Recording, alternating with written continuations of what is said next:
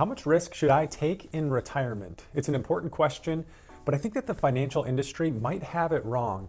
And since they've got it wrong, it's really a faulty method of risk management that then gets passed on to investors and clients of advisors the wrong way as well. So today I want to share a different way of looking at risk in your portfolio and then what you could be doing instead. Welcome back to the channel, and if this is your first time here, then nice to meet you. If you like retirement-specific videos, then be sure to subscribe so that you don't miss the next one. And also look in the description below because I put some free resources down there for you as well. So a man walks into a doctor's office, and the doctor unfortunately breaks the bad news that the man has cancer. And the patient, that man, is completely shocked. And then the doctor shows the client or shows the patient an iPad with a questionnaire on it and asks them, so how much chemotherapy do you think you're comfortable with? Well, the man obviously looks up even more shocked and says, well, the least amount possible to get rid of the cancer, right? I mean, that's just a silly anecdote, but that's kind of how we look at risk as well. It's really common in the first or second meeting with an advisor for them to ask you about risk tolerance or to fill out a questionnaire to try to pinpoint how risky you are. But I'm not so sure that that's the best measure of what the right amount of risk you should have in a portfolio, in your portfolio is. Why I think that is because your risk tolerance today is going to look a lot different than it did back in March of 2020 when we saw one of the fastest drops to a bear market in history, or maybe back in 2008 or 2009 when we thought we were just in the worst of it during that financial crisis. Your risk is going to be different, or your risk tolerance is going to be different depending on the date.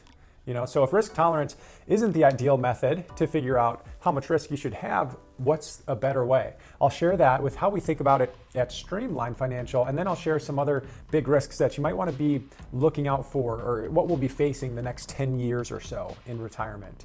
So here's how we look at risk. Rather than trying to identify your risk tolerance and building an investment plan from that, what if instead you focused on one of the other key factors to the success of your retirement plan first? And that key factor, that's your future income, right? I mean, the whole purpose of retirement planning is making sure we have enough money coming in from different sources so that you can keep doing the things you want to do. So we believe that once you create a solid income plan, then that dictates the risk of your investment plan and your asset allocation or asset location and how much risk you should be taking on. That's why we walk our clients through the Streamline Retirement Planning system focused on income plan before creating the investment plan and tax plan and all the rest of the parts of the system. When we do it this way, we have a much better chance at creating that successful retirement plan. At least that's what we found and our clients have found. And by the way, if that makes sense to you and you're planning for your retirement, but you may not be ready to talk with an advisor, or you're just more comfortable doing it yourself, look in the description below the video where I put a DIY retirement plan course link down there for you. Now on to some of the other risks you may face in retirement and a couple ways on how you might be able to cover yourself with those risks. Many people think that market risk is the biggest thing, or maybe the biggest risk that they have. That question of what if the next market crash ruins my retirement? That's important, but it can be covered with proper planning. The risk that most people don't think about as much is kind of like a silent killer. And that's the fact that the US dollar loses value over time, which means that $100,000 invested in 1970 could be worth close to $50,000 in a relatively short amount of time. And you can call this cash risk or inflation risk. The reason why it's a silent killer is because you don't see a statement from the bank showing a negative percentage return each year when you're keeping cash. It seems like it's holding value, but as everything else around us gets more and more expensive and inflation goes up, that dollar value is actually decreasing every year. And here's an example from this website, dollardays.com, that kind of shows this picture of back in 1971, starting here, and just what the purchasing power of a dollar looked like in a relatively short amount of time. This red line is currency in circulation, which really the last few years has been increasing pretty rapidly. But that's just an example of this idea of inflation risk or cash risk. Another big risk has to do with the year you choose to retire and start withdrawing funds.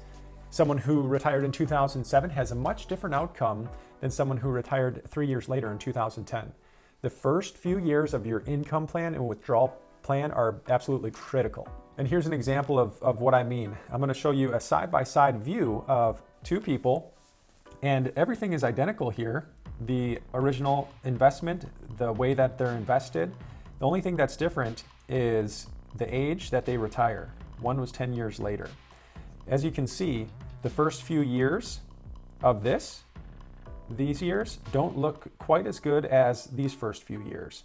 And the interesting thing is we can see here that taking out a certain percentage of $5,000 per year ends up exhausting the amount it's in the accounts. But the really wild thing is the average rate of return is actually higher over here. Because when you look at the average of all these years, turns out it looked better, but it's just these first few years that really made a big difference in how successful the plan was. And I'll include a link below to this article if you're interested in looking at that more in depth. So those are just a few of the risks that we wanted to share with you, and there are more. If you do like these kinds of videos, then be sure to like and subscribe, and then I'll know that you want to make more videos, or you want me to make more videos like this detailing some of the other risks that you might be facing in retirement. I hope that was helpful for you. Don't forget to look in the description for some helpful resources, and then I'll see you in the next video. Take care.